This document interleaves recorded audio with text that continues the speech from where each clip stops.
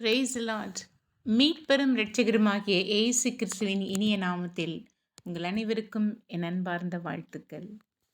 இன்றைய வேத வசனம் மத்தேயு அதிகாரம் 6 வசனம் 17, 16 18 வரைக்கும் நீங்க படிங்க. உபவாசத்தை பற்றி இந்த 3 வசனமும் உள்ளது. அதில் நான் 17வது வசனம் படிக்கிறேன்.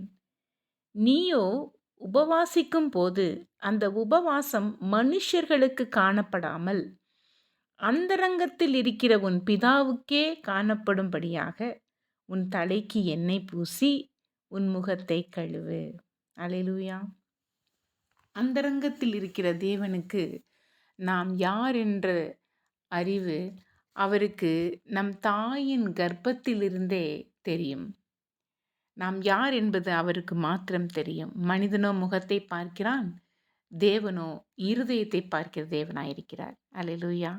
அப்படி என்றால் இந்த உபவாசம் நம் யாருக்காக இருக்க வேண்டும்? இப்பொழுது இந்த லென்த் காலகட்டத்தில் எல்லோரும் உபவாசத்தை பற்றி பேசுகிறார்கள்.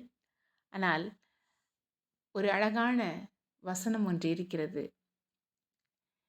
நாம் எதற்காக பசியாக இருக்க வேண்டும் என்றால் தேவனுக்காக பசியாக இருக்க வேண்டும். Hungering for God. தேவனுக்காக பசியாக இருக்க வேண்டும். அவருடைய செயல்களை செய்ய பசி, அவருடைய வாழ்க்கை முறையை பின்பற்ற பசி, அவரை தொழுது கொள்ள பசி, அவரிடம் அமர்ந்து கொள்ள ஒரு பசி, அவரை ஒரு புரட்சியாளராக அறிவிக்க ஒரு பசி, அவருடைய வசனத்தை சொல்ல ஒரு பசி, அவரை சுவைத்த சுவையை அறிவிக்க ஒரு பசி, அவருடைய வாழ்வில் ஒரு ஊழியக்காரனாக வாழ ஒரு பசி.